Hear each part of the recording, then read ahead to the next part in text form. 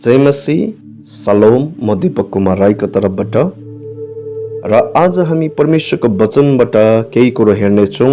तपाईले मसँग निकाल्नुहोस् यूहन्ना 3:3-4-5 जहाँनिर भनेको छ, येशूले भन्नुभयो, म साँचो साँचो तिमीहरूलाई भन्दैछु, यदि कोही मानिस नयाँ गरी जन्मेन भने परमेश्वरको राज्यलाई देख्न पाउँदैन। तब निकोदेमसले उहाँलाई भन्नुभयो कि एउटा मानिस जन्मेर बुढो भएपछि फेरि के दोस्रो चोटि आमाको गर्भमा पस्न सक्छ भनेर प्रश्न गर्नुभयो। 5मा फेरि येशूले भन्नुभयो, म साँचो साँचो तिमीहरूलाई भन्दैछु, यदि कोही मानिस पानी र आत्माले जन्मेन भने परमेश्वरको राज्यभित्र प्रवेश गर्दैन भनेको छ। यहाँनिर चाहिँ हामी के कुरोलाई बुझ्न सक्छौँ भन्दा चाहिँ मानिस चाहिँ नयाँ गरी जन्मेन भने परमेश्वरको राज्यलाई देख्न सक्दैन भनेर यूहन्ना 3:3-4-5ले सफा कुरो बताइदिएको छ। अनि हामीलाई यो वचनको अर्थहरू याद भएकै कुरा हो। यूहन्ना 3:3-4-5 नयाँ गरी जन्मिनु भन्ने कुरो याद पनि भएको हो। अनि हामीलाई यो पनि याद छ कि आज क्रिस्चियन चाहिँ दुईपल्ट जन्मिन्छ र अन्य जाति चाहिँ एकैपल्ट मात्रै जन्मिन्छ भनेर। क्रिस्चियन चाहिँ एकपल्ट चाहिँ आमाको गर्भबाट जन्मिन्छ र अर्को चाहिँ नयाँ गरी जन्मिन्छ भनेर यो याद भएकै कुरा हो। र अन्य जाति चाहिँ एकैपल्ट मात्रै जन्मिन्छ, तर यदि उसले येशू ख्रीष्टलाई ग्रहण गरेन भने ऊ नयाँ गरी जन्मिँदैन। तर उनीहरू शरीरमा चाहिँ उनीहरू मर्दाखेरि चाहिँ दुईपल्टको मृत्यु मर्छ। एउटा चाहिँ शरीरको मृत्यु, अर्को चाहिँ ख्रीष्टलाई ग्रहण नगरेको कारणले आत्मिक मृत्यु, दोस्रो मृत्यु पनि मर्नुपर्छ, दुईपल्ट मर्नुपर्छ। तर क्रिस्चियन चाहिँ दुईपल्ट जन्मिन्छ, एकैपल्ट मात्रै मर्छ, शरीरमा मात्रै मर्छ, तर दोस्रो मृत्युमा मर्नु जानु पर्दैन, नरकमा जानु पर्दैन भन्ने कुराहरू हामीलाई याद भएकै कुरा हो। तर आज हामी यो यूहन्ना 3:3-4-5बाट एक दुईवटा कुरा हामी हेर्नेछौँ है। र नयाँ गरी जन्मिनु भन्ने कुरो चाहिँ रोमीको 9 र 10को मुताबिक चाहिँ उहाँलाई ग्रहण गर्नु हो, उहाँलाई मुखले स्वीकार्नु, मुक्तिदाता र प्रभुको रूपमा। किनकि रोमीको 9 र 10ले चाहिँ के कुरो बताइदिएको छ भन्दा चाहिँ हृदयको विश्वासले चाहिँ धार्मिक ठहराउँछ भने मुखको स्वीकारले चाहिँ उद्धार ल्याउँछ भनेको छ। यसकारणले हृदयको विश्वास मात्र होइन, तर मुखको स्वीकारले हामीलाई मुक्ति ल्याउँछ, साल्भेसन ल्याउँछ भनेछ। भन्नुको मतलब नयाँ गरी जन्मिनु भन्ने कुरो चाहिँ के हो भने मुखले स्वीकार्नु, ग्रहण गर्नु कि ख्रीष्ट नै मेरो मुक्तिदाता हो, ख्रीष्ट नै मेरो प्रभु हो भनेर। अनि जब यो कुरा गरिन्छ वचनको मुताबिक भनेको चाहिँ हामी नयाँ गरी हामी जन्मिन्छौँ। तर आज म यहाँबाट यूहन्ना 3:3 र 4बाट एक दुईवटा कुरा तपाईँहरूसँग बाँड्न चाहन्छु। प्राय जस्तो सबैलाई यादै छ नयाँ गरी जन्मिने कुराहरू, परमेश्वरको राज्यमा नयाँ गरी जन्मिनु पर्छ, नयाँ गरी जन्मिने प्रोसेसहरू, ग्रहण गर्ने कुराहरू, उहाँमा स्वीकार्ने कुराहरू पनि सबैलाई याद भएकै कुरा हो। तर आज हामी यही वचनबाट अलिकति यो वचनलाई हामी अर्कै दृष्टिकोणले हेरेर अर्कै हामी पवित्र आत्माको अगुवाईमा अर्थ हामी निकाल्ने कोसिस गर्नेछौँ। त्यो चाहिँ के हो भने यहाँनिर भनेको छ, यदि मानिस म साँचो साँचो भन्दैछु तिमीहरू यदि नयाँ गरी जन्मेन भने परमेश्वरको राज्यमा तिमीहरू के भन्छ परमेश्वरको राज्यलाई तिमीहरूले देख्ने छैन भनेको छ। अनि 5ले चाहिँ भन्छ नयाँ गरी जन्मेन भने परमेश्वरको राज्यभित्र प्रवेश पनि गर्न पाउँदैन भन्दैछन्। हामीलाई यो कुराहरू कतिवटा कुरा त यादै छ, तर यहाँनिर चाहिँ म विशेष गरी जोड चाहिँ के दिन चाहन्छु भन्दा चाहिँ नयाँ गरी जन्मिएपछि, हामीले ख्रीष्टलाई ग्रहण गरेपछि, मेरो मुक्तिदाता र प्रभु भनेर हामीले स्वीकारेपछि हामी नयाँ गरी जन्मिन्छौँ। त्यो पक्का यो कुरा हो, वचनले यो कुरालाई बताइदिएको छ। अब नयाँ गरी जन्मेको थुप्रै छ, तर यहाँ समस्या चाहिँ के छ भने धेरै चाहिँ नयाँ गरी जन्मियो त्यतिमा मात्रै बसिरहेको छ। धेरै चाहिँ नयाँ गरी जन्मिएको कुराहरूलाई याद छ, उसले अनुभव गर्यो, त्यतिमा मात्र बसिरहेको छ। तर वचनले चाहिँ नयाँ गरी जन्मेपछि त्यतिमा मात्र बस्नुको निम्ति, नयाँ गरी जन्मेपछि त्यतिमा मात्रै सीमित हुनको निम्ति चाहिँ हो ख्रीष्ट यीशुले नयाँ गरी जन्मिने कुरा चाहिँ हाम्रो लागि दिएको चाहिँ होइन। नयाँ गरी जन्मिनु चाहिँ आत्मिक संसारको, आत्मिक वातावरणको, आत्मिक हेभनली ब्लेसिङ, परमेश्वरले राखिएको आत्मिक आशिषहरूको सुरुवातमै नयाँ गरी जन्मिनु हो। बोर्न अगेन, नयाँ गरी जन्मिनु चाहिँ सबै कुरो परमेश्वरले राखिदिएको, मण्डलीलाई राखिदिएको, परमेश्वरले गर्नुभएको प्रतिज्ञाको अब त्यो रहस्यभित्र, त्यो आत्मिक संसारभित्र पस्ने सुरुवात चाहिँ नयाँ गरी जन्मिनु हो। अनि जब हामी नयाँ गरी जन्मिन्छौँ भने हामी त्यो सुरुवातभित्र पस्दैछौँ। त्यो चाहिँ कम्प्लिटेसन चाहिँ त्यति बेला आउँछ जब त्यो नयाँ गरी जन्मिने कुरामा हामी स्थिर भएर बसिबस्छौँ अनि त्यो कुरोमा हामी अगाडि बढ्न थाल्छौँ। तब हाम्रो जीवनमा नयाँ गरी जन्मिनु चाहिँ परमेश्वरको त्यो रहस्यहरूको भित्र पस्ने चाहिँ सुरुवात हो। अब जसरी संसारमा पनि एउटा नानी जन्मिन्छ, तर त्यो नानी जन्मिएपछि त्यो नानीलाई भोक लाग्दैन भनेपछि खतराको कुरा हुन्छ। किनभने त्यो नानी जन्मेर भोक लागेन भने त्यो नानी चाहिँ त्यसमा जीवन छैन, त्यो मृत्युमा छ र मृत्युले उसलाई पक्रिसकेको छ।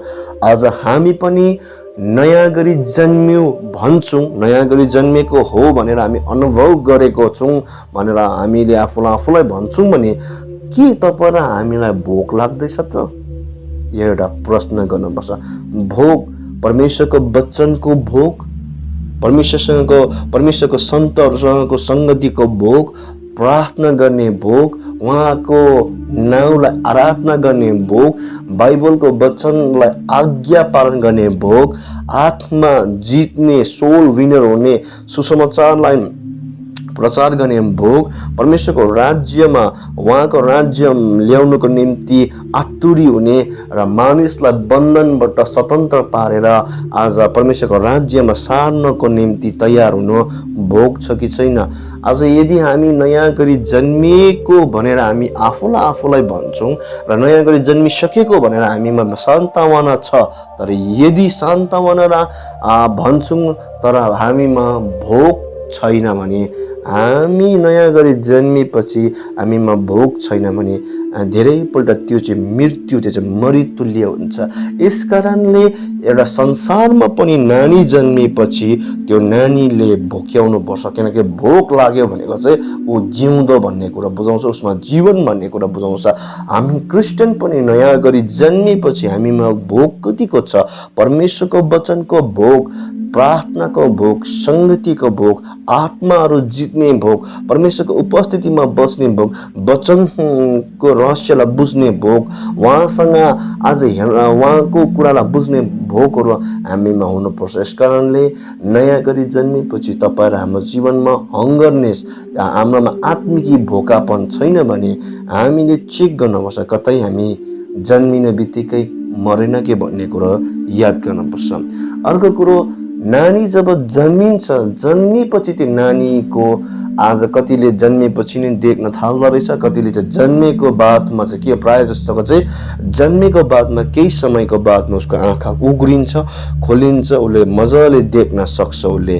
त्यस्तै प्रकारले हामी पनि नयाँ गरी जन्मेपछि हाम्रो आँखाहरू खोलिन पर्छ, आत्मिक आँखाहरू खोलिन पर्छ र आत्मिक आँखाहरू खोलिकन हामीले परमेश्वरले देखाउनु भएको कुरालाई, परमेश्वरको रहस्यको कुरालाई, परमेश्वरले को हृदयको कुरालाई हामी देख्न पर्छ।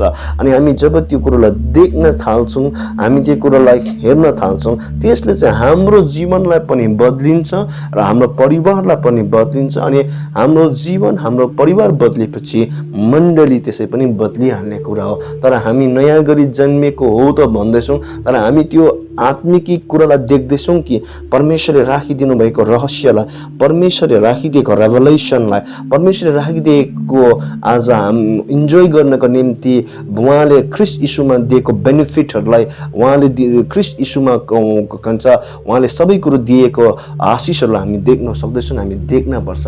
आज हामीले हेर्छौँ, मोसाले भन्नुभयो मलाई तपाईँको महिमा देखाउनुहोस्, अनि परमेश्वरले भन्नुभयो मोसालाई कि तैँले मेरो पछाडिको भागलाई चाहिँ देख्नेछस्। आज मोसाले पछाडिको भागलाई देखे अनि मोसाको चाहना चाहिँ मलाई तपाईँको महिमा देखाउनुहोस्।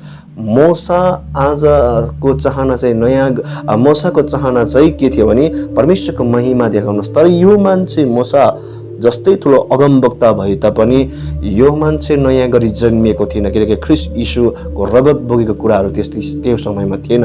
उनीहरू मूसा नयाँ गरी जन्मिएको थिएन, तर पनि मूसाले के भन्दैछ नि, मलाई तपाईँको महिमा देखाउनुहोस्। अनि मूसाले परमेश्वरको पछाडिको भागलाई चाहिँ देख्न सक्यो भन्दैछ। यो मानिस नयाँ गरी नजन्मे त परमेश्वरको पछाडिको भागलाई केही हदमा परमेश्वरको महिमालाई उनले देख्यो भने हामी नयाँ गरी जन्मिएको मानिसहरूले अझै झन् कति बढ्ता परमेश्वरको महिमालाई देख्नुपर्ने हो, परमेश्वरको महिमालाई खोजी गर्नुपर्ने हो, हाम्रो आत्मिक आँखाहरू खोलिनुपर्ने हो। यो कुरोमा ध्यान गर्नुपर्छ। र अर्को कुरो, संसारमा पनि जब नानी जन्मिन्छ उसले देख्छ, त्यहाँदेखि उसले बोल्न थाल्छ, बोल्छ। उसले आज नेपालीको घरमा जन्मिएको छ भने नेपाली बोल्छ, बङ्गालीको घरमा जन्मिएको छ भने बङ्गाली भाषा बोल्छ, तमिलको घरमा जन्मिएको छ भने तमिल भाषा बोल्छ, राईकोमा जन्मिएको छ भने राई भाषा बोल्ला, लिम्बूकोमा जन्मिएको छ भने लिम्बू भाषा बोल्ला।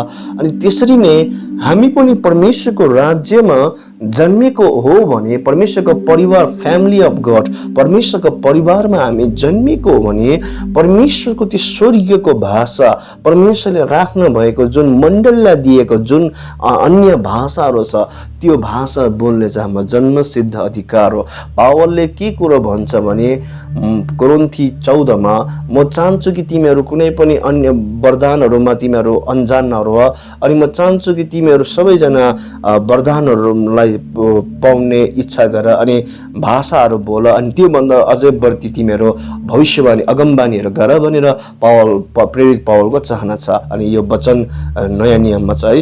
अनि यसले चाहिँ के कुरो बुझाउँछ भने जन्मिएपछि, नानी जन्मिएपछि बोल्न थाल्छ भने हामी पनि परमेश्वरको राज्यमा जन्मिएपछि बोल्न, परमेश्वरले दिएको भाषाहरू, उहाँले दिनुभएको टङ्ग्सहरू, उहाँले दिनुभएको अन्य भाषा बोल्ने चाहिँ वास्तवमा हाम्रो जन्मसिद्ध अधिकार हो। अब तर धेरैको चाहिँ डक्ट्रिनहरू, धेरैको सिद्धान्तहरू, शिक्षाहरू चाहिँ के छ भने अन्य भाषा बोले पनि हुन्छ, नबोले पनि हुन्छ, त्यसमा म त्यो उहाँहरूको भनाइ हो। तर मैले मेरो जीवनमा अनुभव गरेको कुरा चाहिँ के हो भने मैले अन्य भाषामा विश्वास गर्छु अनि बोल्छु पनि, यसले मेरो जीवनमा, आत्मिक जीवनमा धेरै बेनिफिट ल्याएको छ। तर यो होइन कि फेरि म अन्य भाषा बोले भन्दामा म एकदम पर्फेक्ट छु, सिद्ध छु, मिस्टेकै गर्दिनँ, म चाहिँ एकदमै गल्ती नै गर्दिनँ भन्ने कुरा होइन। म पनि कोही बेला गल्ती गरिपठाउँछु, कोही बेला मिस्टेक गरिपठाउँछु, कोही बेला भुल त्रुटि मबाट पनि हुन्छ।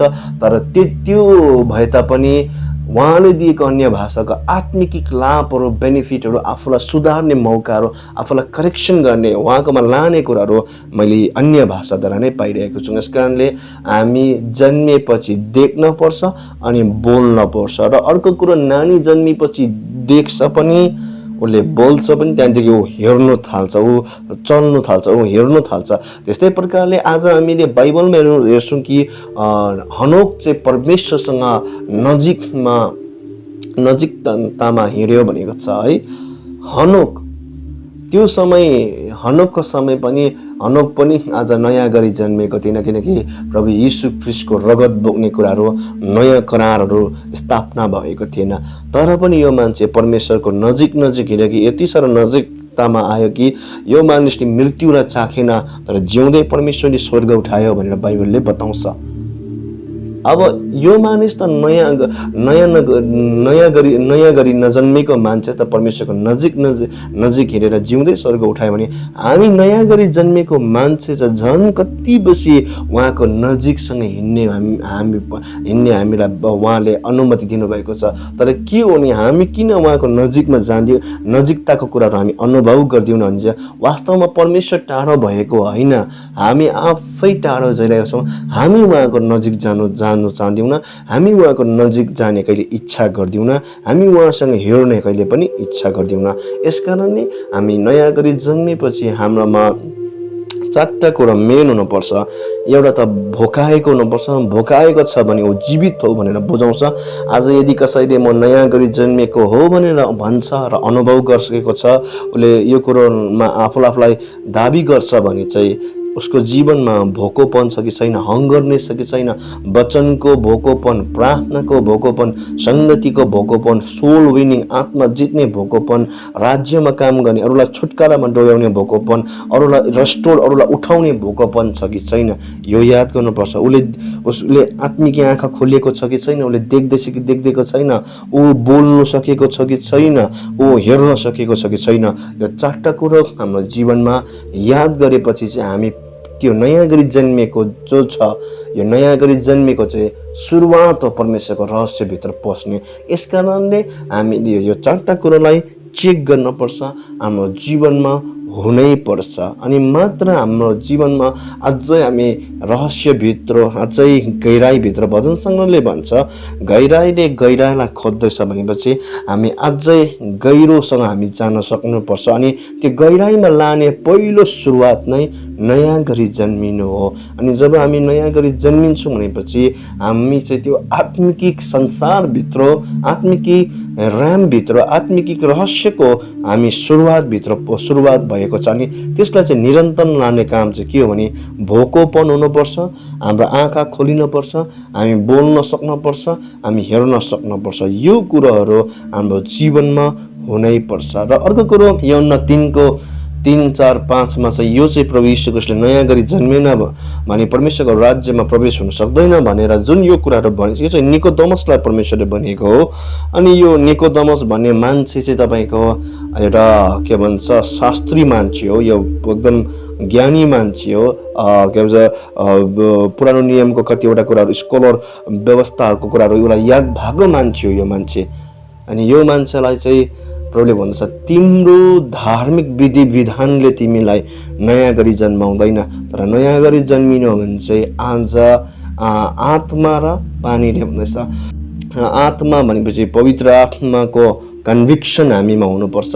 पानी भनेपछि हामीले इपिसी 5 को हामीले 23-24 मा परमेश्वरको वचन चाहिँ पानी जस्तो शुद्ध पार्छ। परमेश्वरको वचन जब आत्माले कन्भिक्सन गरेपछि, परमेश्वरको वचन आएपछि त्यो 2टा कुरोले जब हामीलाई छुन्छ र त्यसको मुताबिक हामी गर्छौँ भने चाहिँ हामी नयाँ गरी जन्मिन्छौँ। अनि हामी पनि कसरी नयाँ गरी जन्मियौँ भनेपछि रोमीको 9:9 र 10 अनुसार हृदयमा विश्वास त गऱ्यौँ, मुखको स्वीकारले पनि हामीले मुखको स्वीकार गर्दाखेरि हामीले उद्धार पायौँ। अनि त्यो चाहिँ हो नयाँ गरी जन्मिनु, उहाँलाई ग्रहण गर्नु नै नयाँ गरी जन्मिनु हो। त्यस्तै प्रकारले अब यहाँनिर यो मानिसलाई यो कुरा बताइदियो। त अब यो निकोदेमस भन्ने मानिसको जीवनलाई हेऱ्यौँ भने हामीले यूहन्नाको 19:39 मा तपाईँले हेर्नु भने यूहन्नाको 19:39 मा तपाईँले के पढ्न पाउँछ भने यो निकोदेमसले चाहिँ राजा पिलातुसको अगाडि गएर चाहिँ यीशु ख्रीष्टको त्यो मरेको शरीरलाई मागेको छ। अनि यो निकोदेमस मात्रै होइन, तर लुकाको 23:50 देखि लिएर 55 सम्म तपाईँले याद गरिहाल्नुहोस्। लुकाको 23:50 देखि लिएर 55 सँग हेऱ्यो भने त्यहाँनिर यसुब भएको नाम छ, जोसेफ है, यसुब भएको नाम भएको छ। अनि यसुब र यो निकोदेमस दुईजना चाहिँ गएर आज त्यहाँनिर यीशु ख्रीष्टको शरीरलाई मागेको छ। अनि मागेपछि उनीहरूले यसुबले आफ्नो जुन चाहिँ च्यान बनाएको थियो, यो यसुब चाहिँ यीशु ख्रीष्टको बाउ होइन, यो चाहिँ फाल्टै मान्छे हो। अनि उनीहरूले त्यो यसुबले चाहिँ च्यान बनाएको थियो आफ्नो लागि, तर त्यो च्यान बनाएकोमा चाहिँ त्यहाँनिर यीशु ख्रीष्टको के अरे शरीरलाई राखिदिएको छ। त्यहाँनिर लेपहरू लगाएको छ, त्यहाँ मुर्राहरू लगाएर राखिदिएको छ। किनभने चाहिँ शैतानले चाहिँ हामीले बाइबलमा राम्रोसँग अध्ययन गऱ्यौँ भने चाहिँ शैतानले चाहिँ यीशु ख्रीष्टको शरीरलाई पनि नष्ट पार्न चाहेको थियो। तर आज परमेश्वरले कसलाई खडा गर्नुभएको थियो भने निकोदेमसलाई अनि आरामातियाको यो यसुबलाई खडा गरिकन प्रभु यीशु ख्रीष्टको शरीरलाई प्रिजर्भ गर्नुभयो, बचाउनु भयो। किनकि प्रभु यीशु ख्रीष्टको शरीर चाहिँ आज नष्ट भएको भए पुनरुत्थानको कुराहरू त्यहाँ हुन सक्ने थिएन, रेजरेक्सनको कुराहरू हुन सक्ने थिएन। तर यो 2टा मान्छे चाहिँ कस्तो थियो भने आज यसुब चाहिँ धर्मी मानिस थियो अनि धनी मानिस पनि थियो यो मान्छे। अनि निकोदेमस चाहिँ आज मान्छेहरूले पनि उसलाई काउन्सिलमा पनि धेरै मान्छेले उसलाई पत्याउने, किनकि ऊ एउटा शास्त्री मान्छे थियो। अनि उनीहरू चाहिँ राजाको अगाडि उभिँदा चाहिँ उनीहरूको त्यो जुन ज्ञानी र धनी मानिस असल मानिस थियो उनीहरूको त्यो इन्फ्लुएन्स भइकन राजाले पिलातुसले पनि त्यहाँनिर यीशु ख्रीष्टको शरीर दिएको छ। अब त्यो समय सायद यीशु ख्रीष्टको चेलाहरू जो जालहारीहरू गएको भए होइन, हामी चर्च हिस्ट्रीमा पढ्छौँ कि प्रायः चेलाहरू चाहिँ साधारण मान्छेहरू, नपढेको मान्छेहरू, जालहारीहरू, मछुवारीहरू नै थियो भनेर। अब यदि तिनीहरू गएको भए चाहिँ सायद पिलातुसले त्यो यीशु ख्रीष्टको शरीर दिनु पनि मनाइ गर्थेन।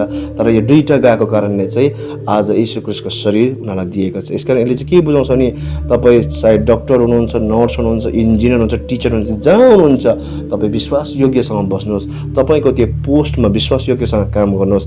परमेश्वरले तपाईँको जीवनलाई पनि चलाइकन तपाईँको जीवनलाई चलाइकन परमेश्वरको राज्य ल्याउनुहुन्छ अनि तपाईँलाई जहाँ राख्नु भएको छ त्यो चाहिँ उद्देश्यमा राख्नु भएको छ। एक दिन परमेश्वर तपाईँबाट पनि ग्रहण गर्नुहुन्छ। आमेन।